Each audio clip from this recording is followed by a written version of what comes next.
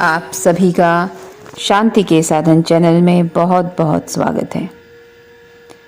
आज का प्रसंग राधा और कृष्ण के पवित्र प्रेम पर आधारित है।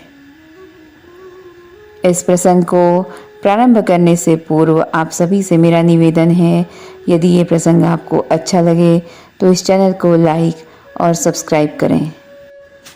भगवान श्री कृष्ण और राधा के पवित्र प्रेम कथा के बारे में कई पुराणों में वर्णित किया गया है, लेकिन उनकी प्रेम कहानी से जुड़ी मान्यता है कि भगवान कृष्ण ने राधा के पैरों का चरणामृत ग्रहण किया था।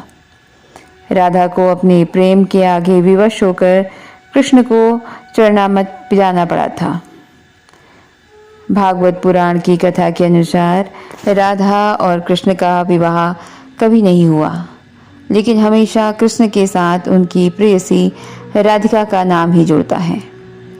भगवान श्री कृष्ण और राधा के पवित्र प्रेम कथा के बारे में कई पुराणों में वर्णन मिलता है, लेकिन उनकी प्रेम कहानी की कई मान्यताओं में से एक मान्यता यह है कि एक बार भगवान श्री कृष्ण ने राधा के पैरों का चरणामृत ग्रहण किया था। राधा को अपने प्रेम के आगे विवश होकर कृष्ण को चरणामृत पिलाना पड़ा था। भागवत पुराण की कथा के अनुसार भगवान कृष्ण बहुत बीमार हो गए थे और उन पर कोई दवा या जड़ी बूटी काम नहीं कर रही थी। भगवान कृष्ण ने गोपियों से कहा कि मेरे प्रिय भक्त के चरणामृत के सेवन से ही मेरी तबीयत में सुधार आएगा। सभी गोपियां चिंता में पड़ गई कि कृष्ण ने ये कैसा उपाय बता दिया।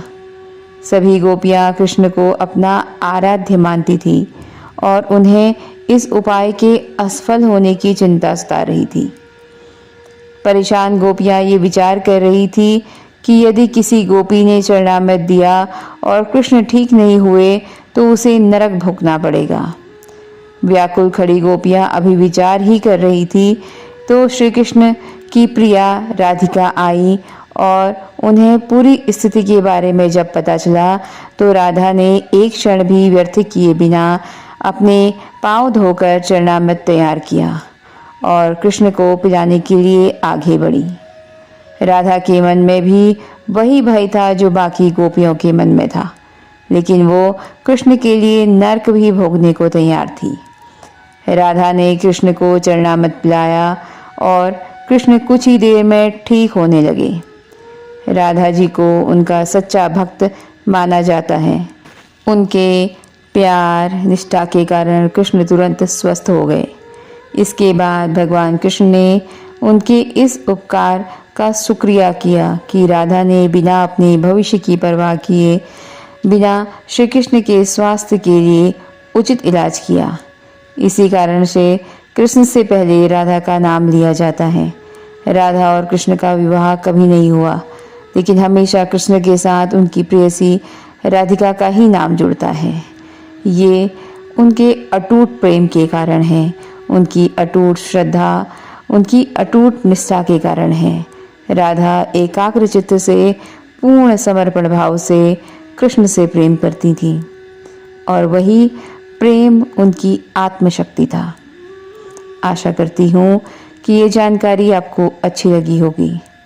यदि ये जानकारी आपको अच्छी लगे तो आप सभी से मेरा पुनः निवेदन है कि इस चैनल को लाइक और सब्सक्राइब करें। धन्यवाद।